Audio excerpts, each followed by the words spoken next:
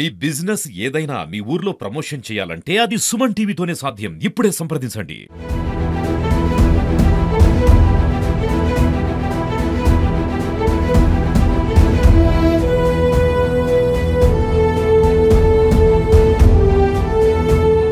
So మొత్తానికైతే కాఠ్మండూలో take off అయిన విమానం వైజాగ్లో అయితే ల్యాండ్ అయింది. చాలామంది ప్రయాణికులు అయితే వైజాగ్ చేరుకుంటున్నారు. సుమారు 144 మంది వరకు కూడా వైజాగ్ అందరూ కూడా ప్రయాణికులు వచ్చారు. ఇక్కడ కొద్ది మంది తిరుపతి ప్రయాణికులు ఉన్నారు. వారిలో 44 మంది ఇక్కడి నుంచి తిరుపతి మళ్ళీ ఇక్కడ నుంచి వేరే ఫ్లైట్ వెళ్ళి తిరుపతి చేరుకుంటారు. సో ఇక్కడ కొంతమంది ప్యాసింజర్లు ఉన్నారు.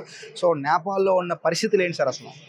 నేపాల్లో పరిస్థితులు అయితే మన భారతదేశ యాత్రికులకి అయితే మంచిగా బాగలేదండి. మేము ఒక 2 రోజుల క్రితం బై బస్సు వచ్చేద్దామనేసి బయలుదేరాం నైటు. సో మా అల్లరి మొక్కలు ఉంటాయి కదా, సో అల్లరి మొక్కలు వచ్చి అటాక్ చేశారండి. డోర్ తీయమన్నారు. మా డ్రైవర్ డోర్ తీయకపోయేసరికి పెద్ద పెద్ద రాళ్ళు వచ్చుకొని కొట్టేశారండి. బస్ తిప్పుతుంటేనే లెఫ్ట్ సైడ్ మొత్తం ప్రతి ఒక్క డోర్ అద్దం పగిలిపోయింది.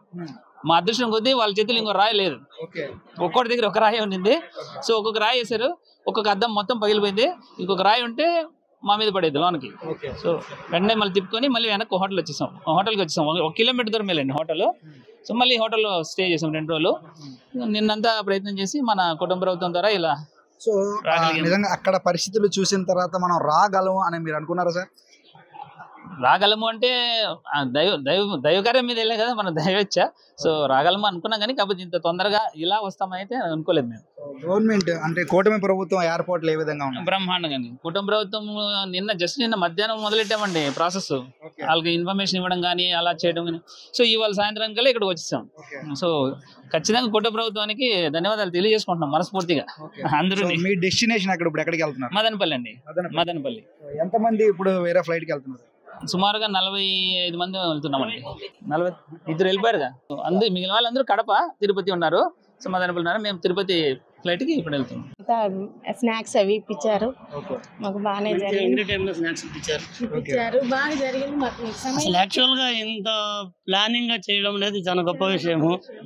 మేము గవర్నమెంట్కి కానీ, తెలుగుదేశం గవర్నమెంట్ చీఫ్ మినిస్టర్ గారికి కానీ, చంద్రబాబు నాయుడు గారికి కానీ, మన ఎడ్యుకేషన్ మినిస్టర్ లోకేష్ బాబుకు చాలా రుణపడి ఉంటాము. మంచి సర్వీస్ చేశారు. టైమ్లీ హెల్ప్ చాలా బాగా చేశారు. తర్వాత ముఖ్యంగా ఈ సచివాలయం వాళ్ళు కూడా 24 hours మాతోటి టచ్లో ఉండటము, ఏమైనా ఇబ్బందులు ఉన్నాయా ఏంటి అని అడగటము, everything they have done well.